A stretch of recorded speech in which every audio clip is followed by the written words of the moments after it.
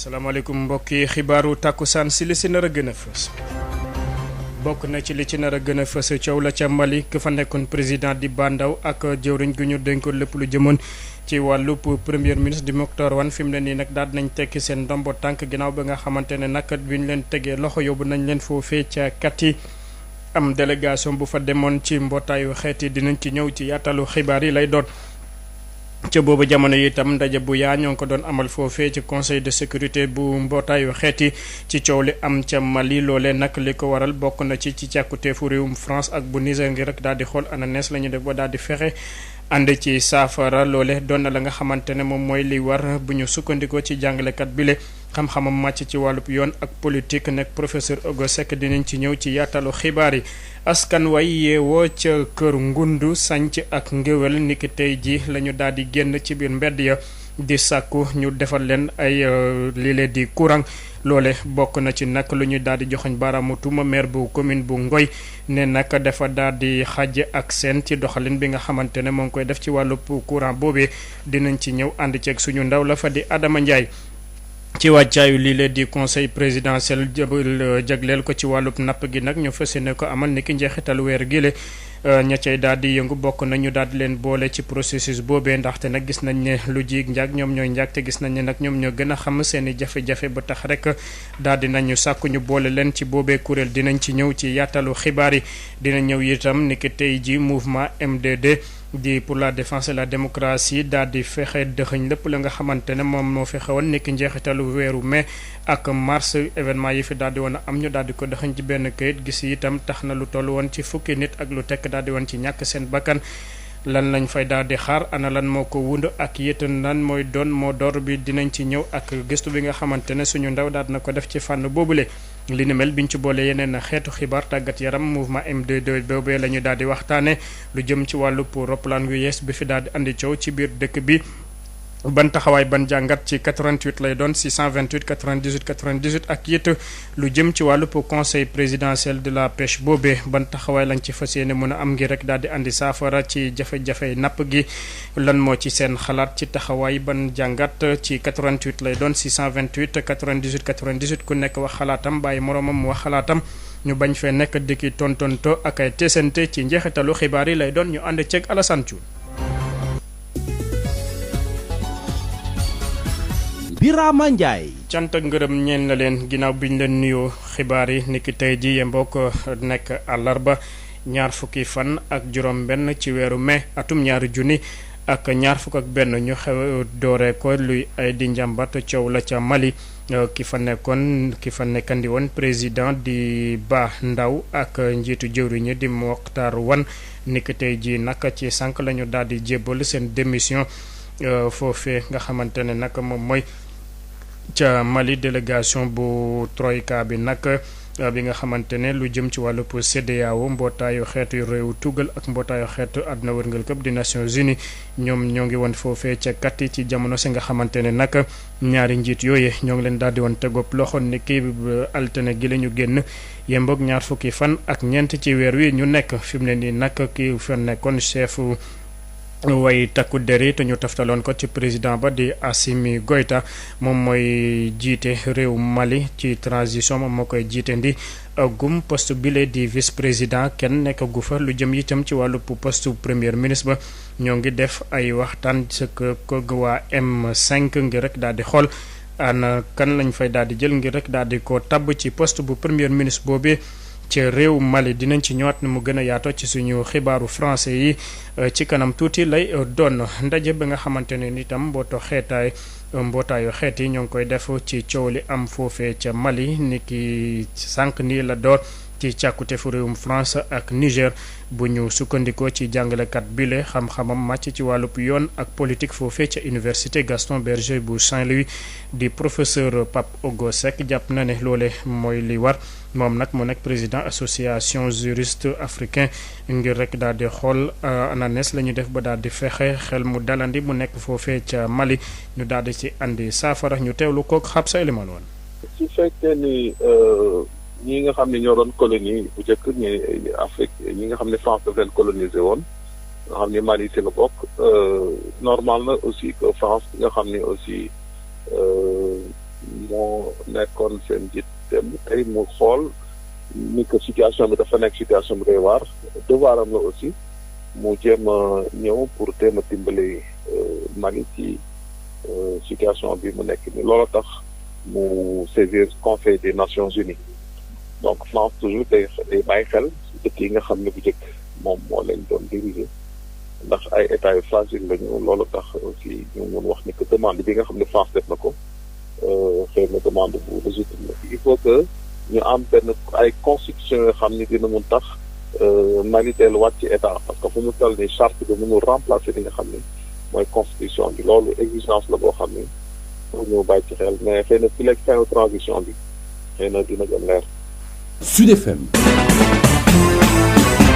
ngeen fi wéy di fi taataan xibaar yi ginnaaw bu juróom-benn simili tegoo ci juróomi waxtu ñu àddu ci doxu ñaxtu bi am niki tey ji foofee ca askan wa yeewoo ca Kër Ngundu Sanc ak Ngéwél niki tey ji nag la ñu sàkku bokk na ci ñu daal di leen a fexe séddali courant ñoom nag ñoo ngi joxoñ baaraamu tuuma jaraafu dëkk bu commune bu Ngoy ne nag moom day xool ñi nga xamante ne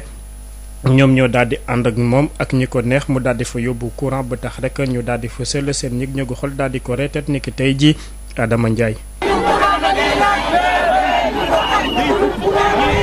askan wi nga xamante ne ñoo dëkk ci Kër Ngunu Sanc Ngéwél Sand ci commune bu Ngoy tey dañu def doxob ñaxtu ngir bëgg courant ñoom nag ki ñu tuumaal moo di seen maire ndax nee na ab parparloo def koo def ci wàllum joxem courant gi ci dëkk-dëkkaan yi. Sëriñ Mbacke Lo moo yore seen kàddu. boo xoolee électricité nekkatul luxe mais nécessité la. looloo waral président de la république ci programme PUDC bi mu tànn ay villages yu bëri ci commune Ngoy mën nañ ci cité Ngay Gueye cité ci Pays Ngoy ak yeneen village ne dañ leen di électrifier mais li ñu gën a jaaxal mooy ci village u Gallo Ngoy ak Pays Ngoy yi nga xamante ne bi électrifié nañ leen ba pare maire bi dafa tànn de manière volontaire et délibérée amoo bu Sanc bu Kër Ngunu ak Ngéwél Sànn beddi leen ci programme boobu ñu jàpp ne loolu dara waralu ko lu dul militantisme politique ak favoritisme ak tamit di xeex en même temps ki nga xamante ne bi moo fi toogal APR ak président de la république moo tax ñun mu xañ ñu courant. ñooñu nga xamante ne dañoo takkoon ay morceau yu xonq yëkkati seen pancarte ne bu ñu politiser li nga xamante ne mooy seen courant gi nee na bu saafara amul ci li ni mel dinañ delloo buum ca boy ba. ñëw ba ci préfet jébbal ko suñu mémorandum mooy premier acte bi ñu fas yéene posé mais suñu toogee gisuñu ci suite favorable dinañu amaat yeneen plan yoo xamante ne bi dinañ ko teg en place mais dinañ jébbal tey incha allah préfet mémorandum mais suñu paree dinañ waxtaanaat suñu biir parce que maire bi moomul réew mi moomul commune bi ba ku ko neex mu sedd la ku ko neex mu xañ. sous préfet bu Ngoy Samba Adolphe Sidibé ne moom dina ko jotli képp ku ko war a jot. jot nañ ko dinañ ko càmbar te bu ñu paree dinañ fexe ba suñu kilifa jot li nga xamante ne nag moom mooy li si foog naa ne dañ koy bàyyi ak suñu kilifa mais du tey ñu nit bu soobee yàlla lépp loo xam ne mën nañ ko ci démarche dinañ ko ci def. Diourbel Sud FM Adama Ndiaye. Adama Ndiaye noonee la ñuy àddu ci wàccaayu conseil présidentiel bu ñu fas yéenee jagleel lu jëm ci wàllu pour napp gi niki njeexitalu weeru mai lay doon ña ca yëngul la ñu bëgg bokk na ci ñu daal di leen dugal ci wàccaay boobu ndaxte nag gis nañ ne loole ñu gër rek ñu daal di andi saafara ci jafe-jafe licence de pêche yi ak yeneen i jafe-jafe yi nga xamante ne ñoom ñoo nekk ci secteur boobee ñoom ñoo ko gën a yeyoo plateforme bi daal di leen boole nag ñoom jàpp nañ ne lu am benn xayma bi nga xamante ne ñoo ngi ko def ci seen wàllub liggéey lu dale atum 2018 ba nege ni Moussa Mbeng lay wuyoo moo nekk seen secrétaire général ñu teewlu ko ak Moustapha Sall. li nga xam ne moom lañ daje fii ci Saly pour ñetti fan mooy bureau boobu nga xam ne moom la ñu sosoon fële ca Abuja ca Nigéria en 2018 mooy def tey ndaje mu njëkk yaatal ko ci ñi plateforme yi nga xam ne moom la ñu sos ci dëkk yi juróom-ñaari dëkk yi ngir lan pour d'abord xool bañ fi sosoog léegi lan lañu fi liggéey nemmeeku jafe-jafe yi nga xam ne moom la ñu jànkoonteel mais bokk juboo aussi ci ay pexe ay saafara ngir maanaam suqali mbir yi. conseil présidentiel bi ñu ngi koy rafetlu bu baax di ci sukkandiku di sant bu baax son excellence monsieur le président de la république parce que waxtu wi mu ko décidé waxtu am solo la ndaxte kenn réerewul mbir ni napp mi nga xam ne nii moo ne ci réew mi fii dugg na ci jafe-jafe yu am yu doy waar parce que fi mu ne nii képp ñëpp xam nañ ni am jën jafe na coow li bari na depuis daaw ba ren ay mbiru licence de pêche ay coow yu kenn xamul kon conseil présidentiel bi am nañ yaakaar ni dina doon béréb boo xam ni dinañu mën a jàppale ba ñu waxtaan te ànd ci ñëpp ngir lépp loo xam ni mooy jafe-jafe napp mi ñu mën ci teg suñu baram mais bokk juboo aussi ci wut ay tëralin ak ay yoon yoo xam ni nii dana génne napp mi ci coono bi mu ne ñu loolu nag pour mu mën a ne faaw ñu ko séq ñëpp ñu bañ a beddi kenn dañ leen ciy boole te ñi nga xam ne ñoo ci war a jiitu nag mooy ñi nga xam ne nii seenu liggéey ak seen dund ci napp mi laaju loole di ngeen ci mën a àddu ci njeexitalu xibaar yi lay doon yan saafara ak pexe la ñu fas yéene ànd ci secteuru napp googe ngir rek mu dellu ci nu mu nekkoon niki tey ji mouvement M2D di pour la défense et la démocratie dina amaat ndaje ngir rek daal di dëxëñ lépp ci benn kayit la nga xamante ne jot na fay xew ci njeexitalu weeru février jàpp weeru mai gële mars gële ñu daal di génn loole coow loole taxoon nag lu toll ci fukk ak lu teg ci ay nit daal di woon ñàkk ci seen bakkan am na gestu la nga xamante ne jot nañ ko ci def ñu ànd ceeg suñu ndaw di Abdoulaye Diop. ay waxtu ginnaaw ba ñu tegee loxo Ousmane Sonko jëm ci trouble à l'ordre public ak bokk ci manifestation bu ñu amul ndigal ñetti fan ci weeru mars 2021 ay personnalité politique yu société civile daal di xamle dinañ taxawal ab cadre d'unité d'action ay député yu fare ci kujje si ak yu ci mel ni Ousmane Sonko ay leader mouvement politique ak responsable organisation citoyenne yu ci mel ni Y'en a marre wala mouvement Frapp France dégage daal di xaatim boobu lépp déggoo li ko taxoon a jukk mooy boole seeni doole ngir rek mën a xeex rek ak jëf yi méngoowul ak démocratie yi boobu lépp coalition bëggoon gën a yaatu nag moom moo nekk M2D di mouvement pour la défense de la démocratie mu nekk ab lëkkaloo boo xamante ni ñëpp ci bokk ca ndorteel la daal di ñaawlu lu ñuy tuddee complot jëme ko ci Ousmane Sonko ci coow li doxoon digganteem ak Adji Sarr doon liggéey ci ab salon de beauté waaye tamit bëgg-bëggub nguur gi daal di faagagal bépp opposition politique mouvement pour la défense de la démocratie nag daal di taxawoon daal di tegoon ci taabal bi ay sàkkuteef yu ci mel ni ñu bàyyi ci nu mu gën a gaawee képp ku ñu tegoon loxo ci manifestation yi ubbi ab enquête bu tëddee njaaxanaay ngir ña ca faatu woon gouvernement bi juróom-ñetti fan ci weeru avril bi ñu génn ñoom présenté woon nañ seen mémorandum ci événement yooyee xamle woon dinañ taxawal ab commission d'enquête bu tëddee njaaxanaay ngir indi dëgg ci mbir yooyee lu ëpp benn weer ginnaaw bu gouvernement bi mouvement pour la défense de la démocratie dinañu siiwal àllarba bi ñoom it seen mémorandum ci xew-xew yu février ak mars bi ñu génn ci fàttali xeexoo yi doxoon diggante ay takk der ak ki ndaw nag amoon na ci ay fan yu bëri kilifa diine yi ci jullit yi ak ci chrétien yi ñoom sax dugaloon nañ leen ci mbir mi ngir mën a indi dal ak tey ci biir réew mi. ngir mën a andi dal ak tey ci biir réew mi loolee di ngeen ci mën a àddu ci njeexitalu xibaar yi lay doon mémorandum boobu waa M2D fas yéene amale nekk ci kanam tuuti lay doon ci njeexitalu xibaar yi. Ousmane Sonko ñu daal di ko def contrôle judiciaire ginnaaw coow lu loole dina bokk ci ndaje bi nga xamante ne dafa boole àdduna wërngal këpp foofee ca Lomé ñoom nag ci xaralu yees yi la ko fas yéene amal toog fii ci këram Ndakaaru daal di ko fekke ginnaaw bi nga xamante ne nag dañ ko daal di gàntal lépp lu jëm ci wàllu pour génn ci biir réew mi ndaxte nag contrôle judiciaire boobu moo ko waral loolee nag mu ngi àddu ci franc CFA ECO ak itam ban xaalis la ñu fas yéene mun a tabax ngir rek daal di taxaw lépp luy jëmal Afrique sowu jant kanam dinañ ci ñëwaat ci suñu yeneen jotaayu xibaar ci boobu jamono itam ndaje bu yaa ngir rek daal di fexe boole doxalin wu sell ak it lu ñu jot a jàng ci doxalin wu sell ci ressources minérales yi nekk ci Afrique sowu jant jàngat li am ci Sénégal moom moo waral ni ki tey ji ndaje bu yaa amoon foofee ca Gorée boole ñuy yëngu ci wàllu pour société civile député yi ak it ñeneen ñi nga xamante ne dañooy yëngu ci fànn boobule ñaari fan lañ ko fas yéene amal ni ki tey ji foofee ca Gorée Institute njàngat liñ ci daal di am ak it fexe ba xam ananes la ñu def ba daal di fexe andi saafara ak doxalin wu sell ci wàllu pour secteur minier boobee dañuy teewlu kile di Soxna Ndiaye moo àddu ci seen tur moo nekk coordinatrice boobee programme ñu teewlu ko ak Babacar Samb. projet bi lu muy viser mooy képp ku nekk ci dëkk mën a gis sa bopp ci wàllu exploitation des ressources bi ñun lu ñuy def mooy dañuy réfléchir di waxtaan di booloo ak nit yu bari di xalaat ci ay questions yoo xam ne moom la ñu bëgg a améliorer loolu lañ commencé di woote ñëpp ñuy yëngu ci domaine bi ñu invité leen toog ak ñoom ñuy waxtaan ci gouvernance bi ba am yuñ ci jël léegi nag après tamit ñun lu ñuy def mooy gëstu ñoo dem ci dëkkuwaay yoo xam ne ñoom ñu ngi fay def ay exploitation des ressources comme Thiès Matam ak Kédougou xam ne dañoo dem laaj ay nit yu bëri am na ay limites yu bëri yu mais mun nañ ko tënk ci ñaar yoo xam ne mun nañ wax nag soxal nañu torop mooy transparence ak ak inclusion. Transparence mooy lépp lu ñuy def ci gouvernance ñëpp mun ko xam parce que tamit ñu xam ko day permettre ñàkk déggoo bi dañ. beneen bi mooy inclusion des fois tamit dina am ay exploitation yoo xam ne communauté yi wala jigéen yi wala ndaw yi par rapport à leur situation duñ leen boole ci waxtaan bi duñ leen boole ci xalaat bi duñ leen boole ci liggéey bi te peut-être que tamit suñ leen boole woon dinañ tax ñu xam ñoom lan lañ soxla concrètement ba ñu mun ko atteindre ba ñëpp mun ci gis seen bopp. projet bi tamit leneen luñ ci jublu woon tamit mooy ñëpp ñuy évoluer ci domaine bi mun a am cadre boo xam ne nag foofu la ñuy gisante mun a waxtaan mun a soppante xalaat pour tamit ñoom tamit ñu mun a collaborer pour lépp pour lu ñu bëgg ci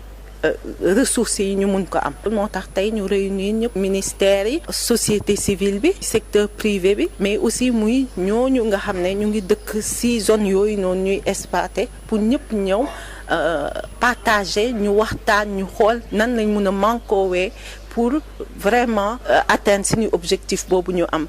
invité nañ tamit ay experts yoo xam ne tamit dañoo jóge ci yeneen dëkk parce que dañ ne sottante xalaat moom fu mu munti jóge day tax rek ñun ñëpp ñu gën a renforcer wu te ñu gën a mun a atteindre suñu but. noone la ñuy duggee ci mbas mi ak ay lora ngeem foofee fi nga xamante ne moo jëm ci wàllu pour département bu Ranérou ONG Tostan daal dina jël lu toll ci juróom fukk ak ñetti localité yi nga xamante ne seen loxo jotite ginnaaw foofee ca Vélingara ngir rek daal di leen séddali ay dund hygiène yoo nga xamante ne naka dañ ko daal di xayma ci lu toll ci 20 millions ci suñu koppar. Abdourahmane Diène. gox-goxaat yi nekk ci département Ranérou Ferlo bokk na si ñi nga xam ne ñoo gën a loru ci biir mbas mi le ndaxte foofee de askan wi nga xam ne ñoo fa yeewoo lott nañ bu baax a baax ci wàllum koom ba tax Tostan daal leen indil ndimbal. dañu jóge ci jamono ju xaw a metti muy jamonoy mbas mi ñu gis nit ñi toll nañ foo xamante ne amoon nañu ay jafe-jafe yu bëri pour mën a sukkali seen i koom-koom kon foofu la Tostan gisee ni kat dund bi xaw na jafe jamono yi ñu ne kat dañuy ñëw pour gunge askan bi ndax ñu ne ci tolof-tolof Rose Diop mooy ki nga xam ne moo jiite Tostan fii ci Sénégal ba tax bi mu waxtaan nekk kii di Abou Diouf mi leen toogal fii ci diwaanu Matam ñu daal di jàpp ne li gën a doon farata mooy taxawu askan wi daal leen indil ndimbal ci wàllum dund ba tax ñu génnee ci seen i gafa lu tollook 20 millions ci suñuy koppar. ñu ngi ko jagleel lu mat juróom fukki dëkk ak ñett ci dayo 20 millions li ñu ci indi maanaam ceeb la ku ne xam na ne nit ñi dinañ ittewoo ceeb bi diwlin bi waaye tam comme ni ko sous-préfet waxee sànq mbas mi jeexagul kon masque yi dafay am solo ñu dooleel leen ci ñu dooleel leen également ci saabu dooleel leen également ci lépp lu nga xamante ne mën nañ ko jëfandikoo pour jëlee fi feebar bi. ndimbal li nga xam ne moom la Tostan jagleel askan wi nga xam ñoo yeewoo ci juróom fukkeek ñetti gox-goxat yi nekk fii ci arrondissement Ranérou Ferlo doon na loo xam ne dina wàññil coono askan wi nga xam ñoo fi yeewoo ba tax na kii di sous-préfet bi di Cheikh Ahmed Tidiane Camara am na ci mbégte lool. ci turu population arrondissement bi yëpp gërëm naa waa Tostan population bi kontaan nañ ci li ñu def te yàgg ko def parce que tey indi nañ lu valeur 20 millions ñëw jox ko juróom fukki dëkk ak ñett mu ay tonu ceeb ay bidon diwlin ay madaar ay saabu ak gel yëpp indi nañ ko pour population bi wax naa ni tamit fan yële passé indi woon nañ lu mat aussi 20 millions ak benn jox ko 20 dëkk ak benn. mu nekkoon Abdourahmane Diène fii ci Matam pour Sud FM. noonu itam tolluwaayu mbas mi niki bésu tey ji junni ak téeméer ak ñaari test la ñu def lu toll ci 20 nit ak ñett ñoom ñoo ko daal di amee bés fukki yi di cas contact 20 ak ñetti kenn ci ñoom xamul fan la ko jële 20 jot nañu wër ba ñibbi seeni kër juróom benn fi mu ne nii seen wér-gu-yaram daal dina jéggi dayo kenn ñàkk ci bakkanam niki bésu tey ji itam lu toll ci ñeent fukki junni ak benn junni yu toftal téeméer ak juróom-ñett fukk ak benn ñoom ñoo ko daal di amee lu toll itam ci fanweeri junni ak juróom-ñeent ak juróom-ñetti téeméer ak juróom fukk ak ñeent daal di wër ba ñibbi seen kër junni ak téeméer ak fanweer ak juróom ñàkk ci seen bakkan lu toll ci téeméer ak juróom-ñeent fukk ak benn fi mu ne nii ñoo ngi ci loxol kër docteur yi lu jëm ci wàllu ñàkk gi itam ñoo ngi ci xayma ñeenti téeméeri junni ak ñeent fukk ak ñaari junni yu toftal téeméer ak ñaar fukk ak ñetti nit ya nga xamante ne jot na leen a ñàkk ci wàllu mbas moomee. footballu tefes di beach soccer Sénégal moom moo nga war a laale ak Tanzanie ci kanam tuuti lay doon fii léegi fukki simili foofee ca Saly Portudal dinañ ci ñëwaat ci suñu yeneen jotaayu xibaar ànd ceek suñu ndaw la fa di Moustapha Sall niki tey ji itam football Europa League dinañ ko jouer final bi moo ngi wala boole Villarreal ak Manchester United loole bu 19h jotee lay doon ñu dellu su fii ci Sénégal ñetteelu édition Gaïndé d'Or thème ni ko daal di def la nag jàppalante ak fexe itam nit ñi mën a nite 12e gaynde bi nag ñoo ngi jox prix boobe Grand Prix Abdoulaye Diouf Sarr niki tey ji la ñu janoog waaye taskatu xibaar yi ngir rek daal di ko fësal Ndeye Fatou Diop. ambiance bu jéggi dayoo amoon na fa. 12e gaynde pare na pour delloo njukkal doomu Sénégal yi lee ci 27 juin bi ñu jëm fële ci Grand Théâtre National. Issa Laye Diop président bu 12e gaynde. ñu am ñaari ñoo xam ne ni suñu lañ bokkoon ñu ay kilifa muy Pape Diouf bi nekkoon OM ak ki nga xam ne mooy Gas Essidine nekkoon si ñun tamit doon liggéey si wàllu social def aussi prix de la citoyenneté jox ko ki nga xam ne mooy El Hadj Abdoulaye Diaw Sénico. ngir xew-xew boobu jaaree yoon Issa Laye Diop mi ngi woo Sénégalais yëpp ngir ñu ñëw fekk si leen. c'est vrai c'est Grand Théâtre mu toll nag dimanche ñëpp ñëw sol lu weex dal ñu laaj leen 1 minute d'applaudissement et de klaxon bëgg nañ fu waay mën a nekk si Sénégal si région ba mën a nekk su 11h jotee nga taxaw 1 minute. tàccu ba nga klaxonné pour dire merci suñu personne de santé et de l'action sociale. bu weesoo ba ci guddeeloo njukkal bi 12e gaynde pare na pour fêter fanweeri atam ci novembre bi ñu dëgmal. wàllu pour lamb yi itam ay fan rek des ngir rek ñu daal di amal phase finale compétition ci bëre kilo di président bu CNG nag moo ngi dalal xelu nit ñi jàpp ne nag lépp daal dina yemb ngir rek ñu daal di amal tournoi bu chef de l'état bi foofee ca diwaanu Kaolack Bira Sène ñu teewlu ko ak Mamadou Camara. te fii mooy suma dëkk te tam fii xam naa ko bu baax a baax. xarit CRG de Kaolack nekk CRG sama fii laa jógee drapeau chef de l'État bi fii lay amee 28 29 30 le 27 déjà ñu ngi fii à Kaolack délégation daañu ñëw. nit ñaa ngi koy préparé mbër yaa ngi koy préparé amateur yaa ngi koy préparé tout le monde moo koy préparé. may lancer un appel rek population waa Kaolack mais dama ci wax dama wax Sine Saloum mooy région naturelle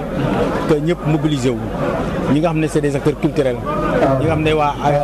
aada lañ également ay sportifs ñun ñëpp nañ mobilisé wu ñëw jëmal bés bi